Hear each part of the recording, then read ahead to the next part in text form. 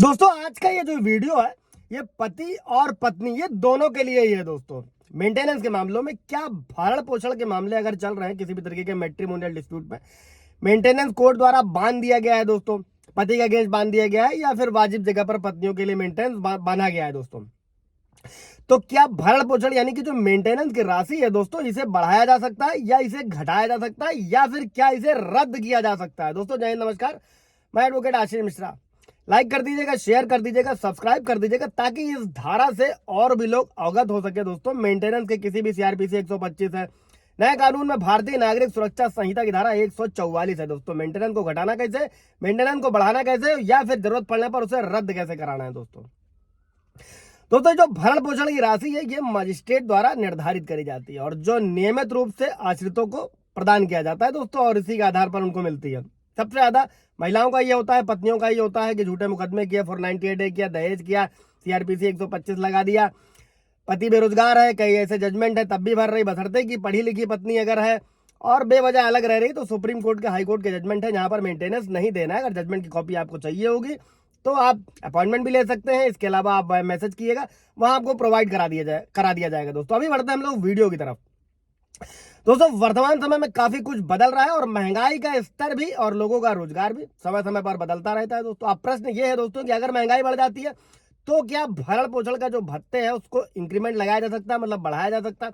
और दूसरा सवाल ये भी है दोस्तों, मेरे कई सारे व्यूअर्स का रहता है कि अगर भरण पोषण देने वाला व्यक्ति बेरोजगार हो जाए, दोस्तों बीमार चल रहा हो, कई सारी कंडीशंस होती है, तो क्या ऐसी स्थिति में उसे भरण पोषण भत्ते का जो भुगतान करना पड़ेगा या नहीं करना पड़ेगा, या फिर उसे निलंबित या निर्धारित से कम, मतलब जो मेंटेनेंस की राशि बांधी गई है उसे कम किया जा सकता है या फिर उसे रद्द भी किया जा सकता है। दोस्तों धारा को समझते हैं। दोस्तों भारतीय नागरिक सुरक्षा संहिता की 146 की परिभाषा 146। दोस्तों अगर धारा 144 के जो है अंतिम आदेश किया गया है दोस्तों, उसके कारण किसी व्यक्ति को मासिक भरण पोषण या अंतरिम भत्ता दे रहा है या मिल रहा है और उसकी आर्थिक स्थिति में परिवर्तन हो जाता है, यानी कि किसी कारण से बेरोजगार हो जाए, सैलरी या व्यापार में कोई कमी आ जाए या नौकरी पैसों में बढ़ोतरी हो जाए, वृद्धि हो जाए या फिर व्यापार में बहुत ज्यादा मुनाफा हो जाए दोस्तों, तब मजिस्ट्रेट इस धारा के अंतर्गत दोस्तों जो भी परिस्थितियां, उन परिस्थितियों को देखते हुए भरण पोषण या जो अंतरिम भरण पोषण है उसके आदेश में परिवर्तन कर सकता है। भाई आपको अपने केस में कैसे इस्तेमाल करना है दोस्तों, उसके लिए आप कमेंट कर पूछ सकते हैं। अभी हम लोग बढ़ते हैं वीडियो की तरफ।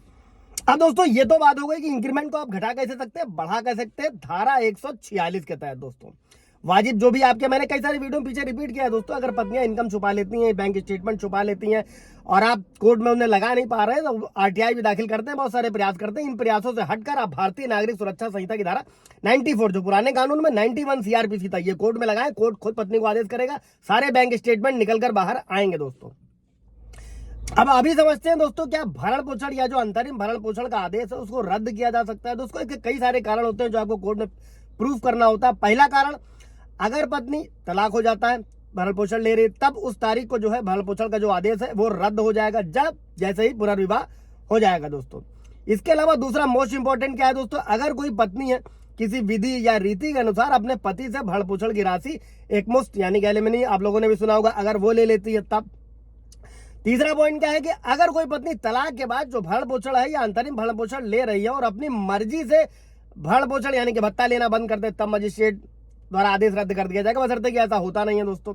और अगर मजिस्ट्रेट द्वारा दोस्तों भरण पोषण या अंतरिम भरण पोषण का आदेश ऐसा दिया गया था कि वो स्त्री दहेज की मांग की, दहेज की रकम देगा और वो व्यक्ति नहीं देता है दोस्तों, तब भी इस धारा के अंतर्गत वसूली यानी कि नीलामी करी जाएगी और तब जो मिलेगी रकम उससे वो राशि पत्नी को जो है कोर्ट द्वारा प्रदान करा जाएगा। दोस्तों ये सारे 146 में व्यवस्था करी गई है और कई सबसेक्शन तो और है, मैंने पीछे वीडियो में बताया। अगर आप लोगों का कोई सवाल जवाब होगा तो कमेंट में पूछिएगा दोस्तों। Thank you.